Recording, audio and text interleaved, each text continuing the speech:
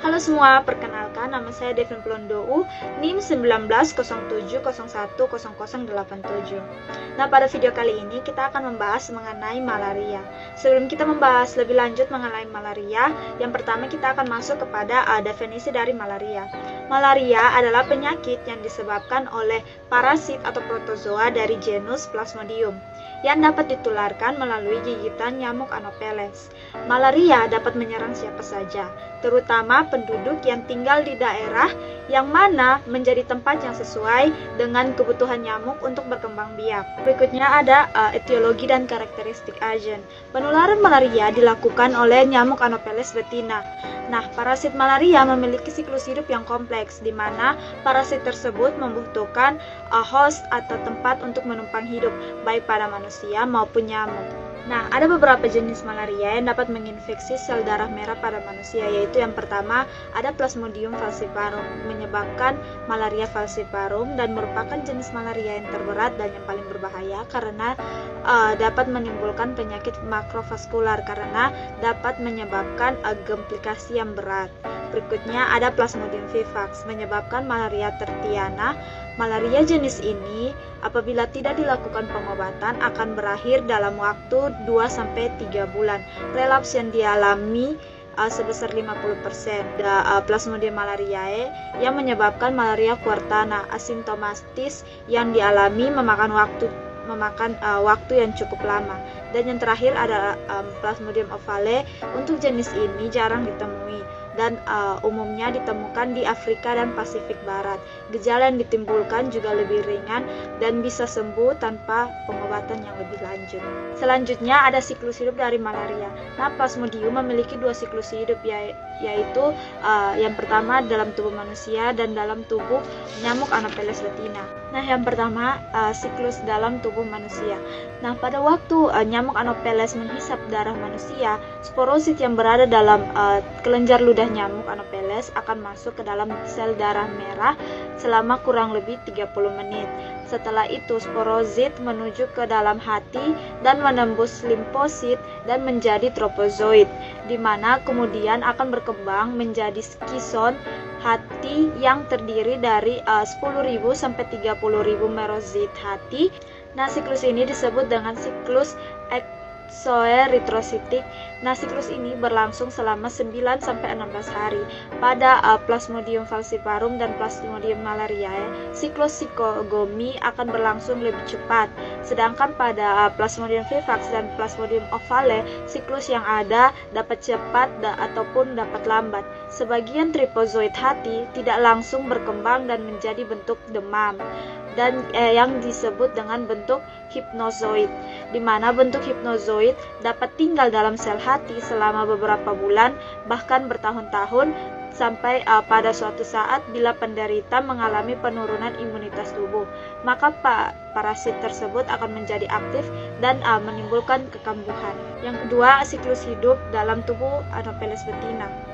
Apabila nyamuk Anopheles betina menghisap darah yang mengandung gametosit di dalam tubuh nyamuk, gametosit akan membesar dan meninggalkan eritrosit. Pada tahap gametosit ini, mikrogamet akan mengalami eksflagellasi dan diikuti oleh fertilasi makrogametosit. Sesudah terbentuknya ookinet, parasit akan menembus dinding sel mignat, di mana parasit akan berkembang menjadi ookista. Setelah ookista pecah, maka sporozoid akan masuk ke dalam homokel dan berpindah menuju ke kelenjar ludah nyamuk.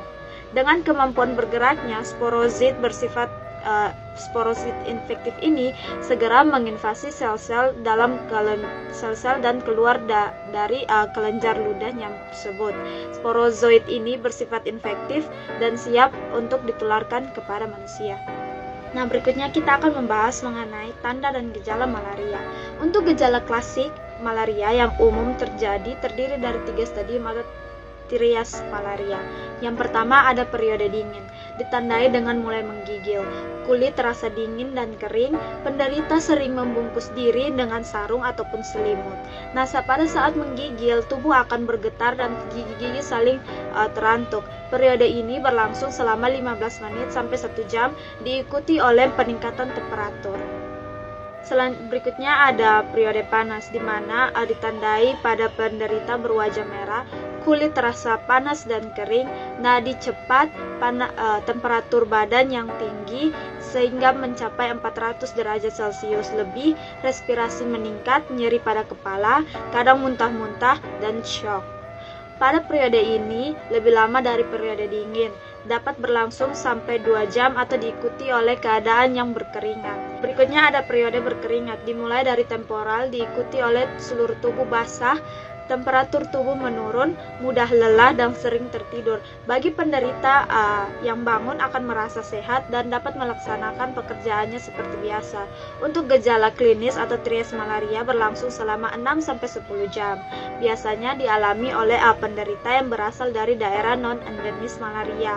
Penderita yang belum memiliki kekebalan tubuh atau imunitas terhadap malaria ataupun penderita yang baru pertama kali menderita malaria. Nah, penderita malaria berat harus segera dibawa atau dirujuk ke fasilitas kesehatan untuk mendapatkan penanganan yang semestinya. Nah, berikutnya kita akan membahas mengenai diagnosis dari malaria. Dilakukan dengan yang pertama yaitu amnesis atau metode wawancara.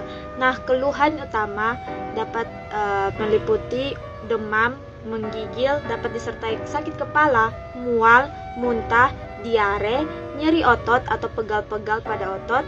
Yang kedua dapat dilakukan pemeriksaan fisik.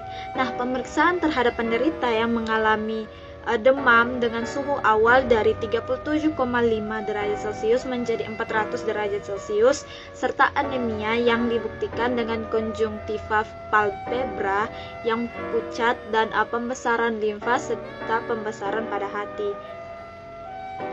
Yang ketiga ada pemeriksaan laboratorium. Nah, pemeriksaan ini biasanya digunakan pada waktu terjadi KLB untuk memeriksa malaria pada daerah yang terpencil dan tidak tersedianya laboratorium. Dan yang terakhir ada pemeriksaan penunjang. Nah, pemeriksaan ini bertujuan untuk mengetahui kondisi umum penderita melalui pemeriksaan kadar hemoglobin, jumlah leukosit, eritrosit, dan trombosit. Nah, berikutnya kita akan membahas mengenai patogenesis dari malaria.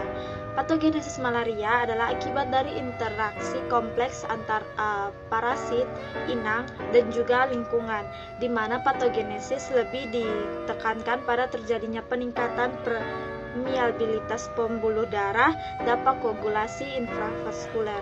Nah, di dalam patogenesis malaria dibagi menjadi 3 bagian, yaitu yang pertama demam akibat dari ruptur eritrosit di mana merizoid dilepas ke sirkulasi. Yang kedua anemia akibat dari hemolisis, sekutrasi eritrosit di limpa dan organ lain, dan depresi pada sumsum tulang. Dan yang ketiga ada kejadian imunopatologi.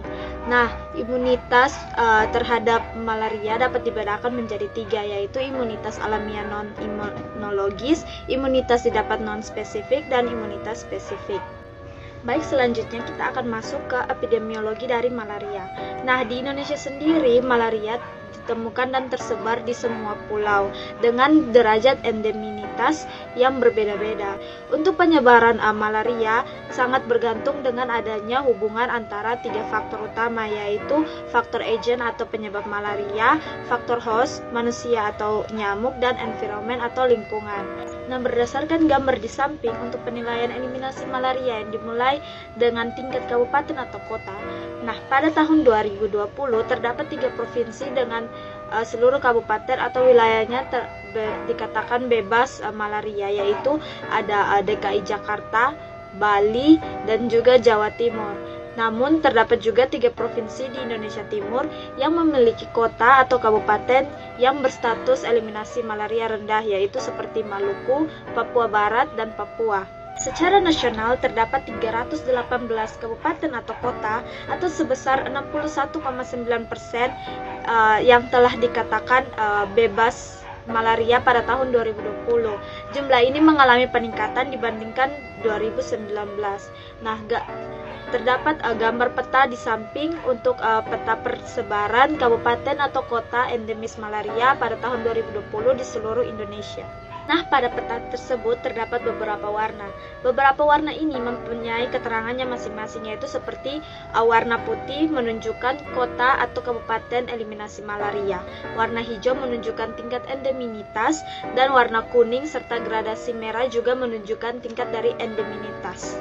Selanjutnya ada gambar angka kesakitan dari malaria. Nah, untuk angka kesakitan malaria digambarkan dengan indikator annual parasite incidence atau API per 1000 penduduk, yaitu proporsi antar pasien positif malaria dan penduduk yang beresiko di wilayah tersebut dengan konstanta 100 atau 1000.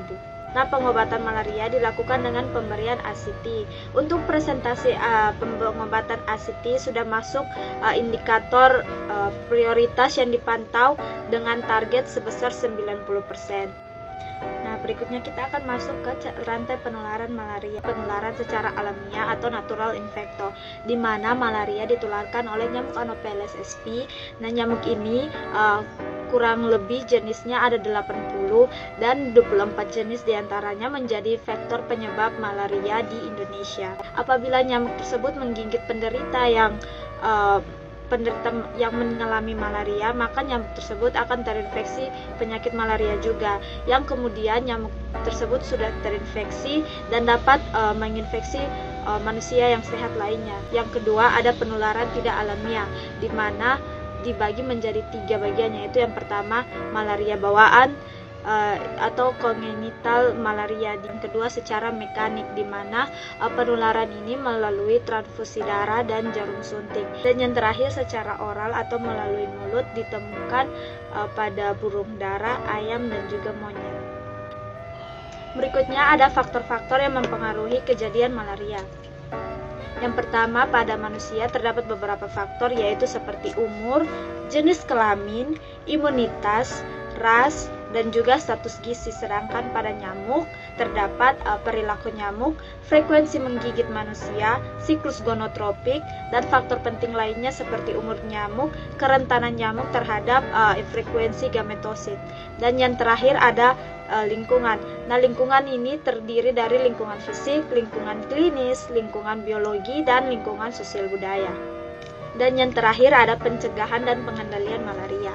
Untuk pencegahan malaria dapat dilakukan dengan yang pertama menghindari gigitan nyamuk, mengurangi tempat perindukan nyamuk malaria, pemberian obat pencegahan malaria. Selain itu dapat juga membunuh jentik dan nyamuk malaria dewasa dengan beberapa cara, yaitu penyemprotan rumah, larva seeding, dan biological control. Nah, pencegahan dan pengobatan malaria dapat dilakukan juga pada ibu hamil dengan pemberian klorokuin, profilaksis, dan mefloquine. Sekian pembahasan mengenai malaria pada hari ini. Apabila terdapat kesalahan pengucapan, kesalahan data, saya mohon maaf. Dan untuk perhatiannya, saya ucapkan terima kasih.